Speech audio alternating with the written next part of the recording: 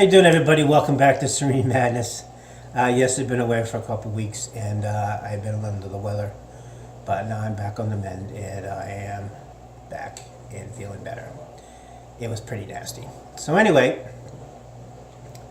this video is going to go on the Knife Talk playlist on the Serene Madness front page. You can check that out and look at all the other knife bloggy kind of videos I've done.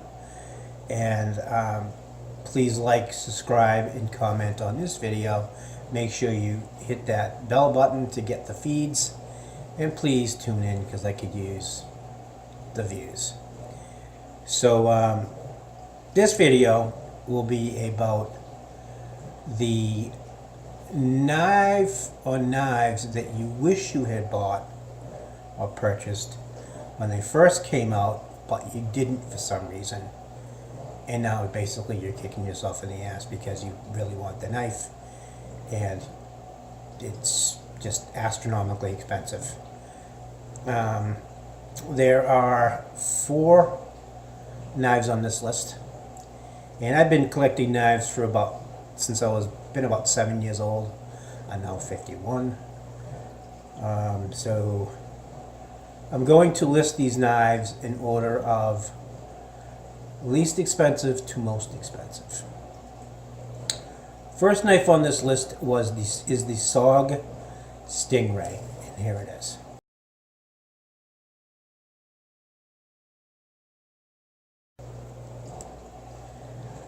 What I can remember about the SOG Stingray, I believe it came out in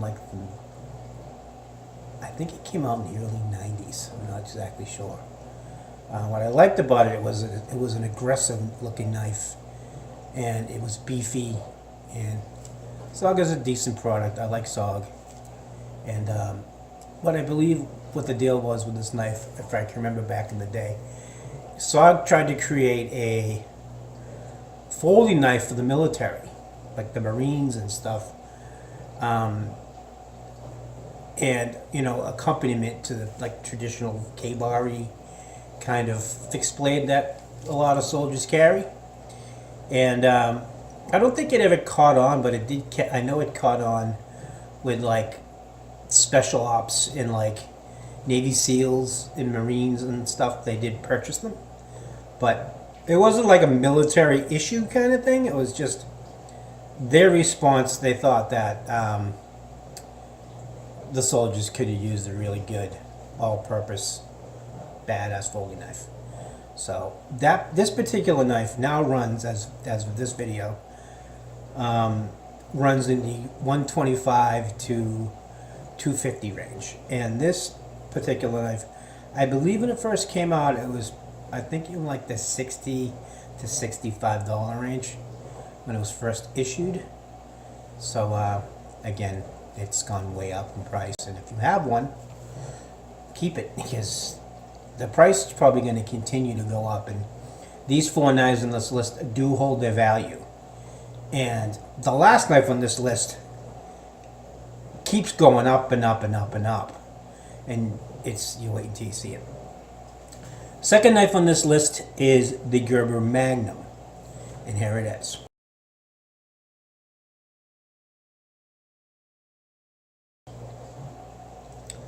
Now, what I can remember about the Gerber Magnum is the Gerber Magnum came out, I believe, in the early 80s.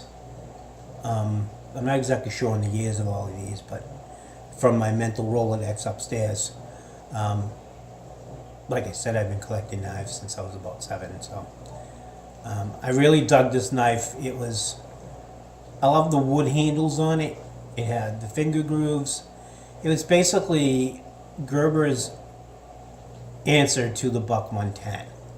It had a bolster on it, it had a decent blade, wood handles, and it had the finger grooves on it. I really dig finger grooves on folders for some reason. I just don't. I have a Buck 110, vintage Buck 110, that has the finger grooves on it, and it's just badass. I just love that knife. This particular knife runs now, as of this video, runs in the 150 plus range. And I've actually had my eyes on this particular knife for quite some time to purchase it, but I just can't find one anywhere that's affordable to me. Um, so that's the Gerber Magnum. The third knife on this list is an oldie but a goodie. It is the Cold Steel, vintage Cold Steel, standard Tanto. The original one that started Cold Steel. And here it is.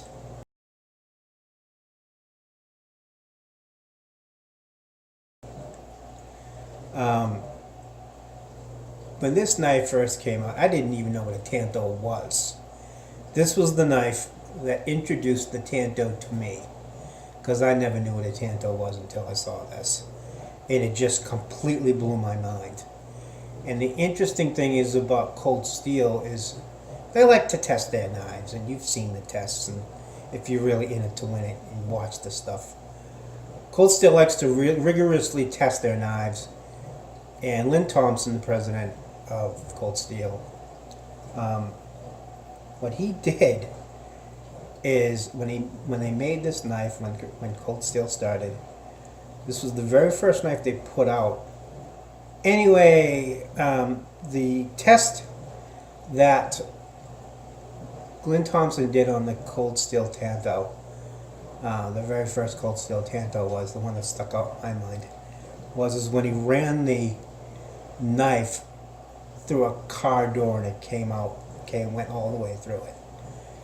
And back then, it blew my mind because I've never seen anything like that before. But, you know, let's face it, it's not difficult to run a knife through a car door nowadays because it's thin sheet metal is what it is. But it looked really good. This particular knife, I believe that the very first Cold Steel Tanto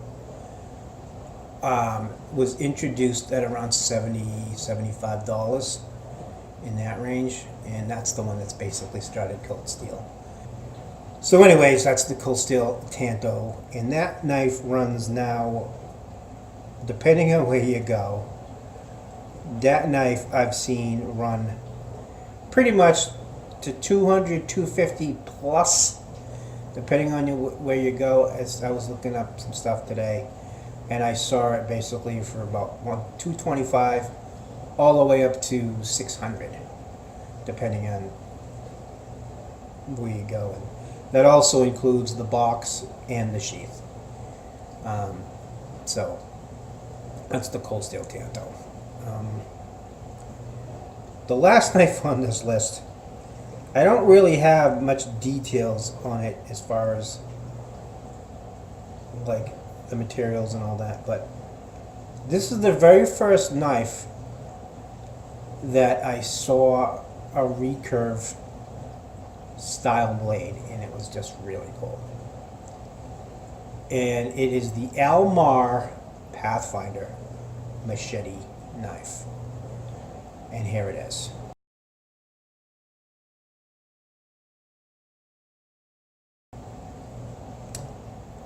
This knife is the most expensive knife on this list, and it can only be found in the secondary market. As of today's video, as of this video today, I looked it up in all my sources. This knife is currently going for $750 all the way up. I've seen it all the way as high as $2,600, and it is badass. Back in the day, Almar is just top quality. Almar's still in business. They're still making badass knives. But this knife, like I said, it was more of a machete. It was really big, and really wide and really beefy. This was a limb taker. It was a decapitator. And like I said, it was the first knife that I've ever seen that sweepy, kind of kookery-ish recurve style blade on it. And I remember this knife, it came out, I believe, in the late 80s, because I used to get all these knife catalogs, and that's how I found out about all these knives. And I believe back then, when it first came out and was first issued, I believe it was in the $75 to $90 range, something along there, and it's now astronomically up there because you can't find these anywhere for sale. And if you do, like I said, I found these for sale today. I found several of them, and they're in the $750 all the way up to $2,600, and it's just amazing. So anyway,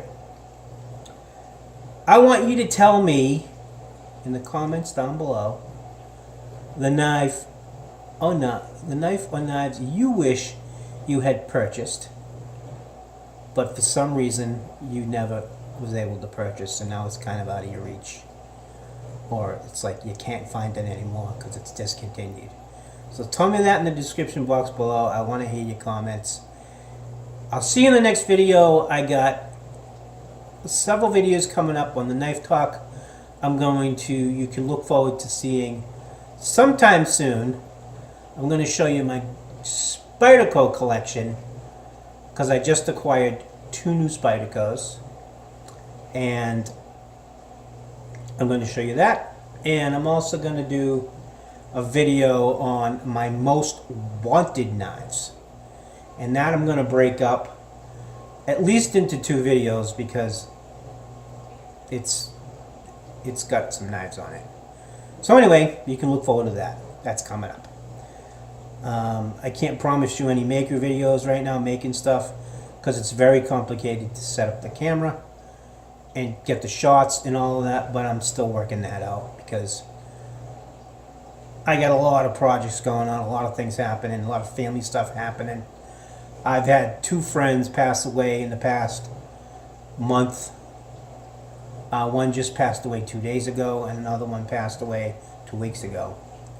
So, yeah, a lot of stuff been going on. I've experienced 4 deaths in the past month alone. 2 of my friends and 2 people that I know. So it's been weird lately. So anyway, that's the video. Hope you appreciate it. I appreciate you all. See you in the next video. Find your serene and mad world. I'm out.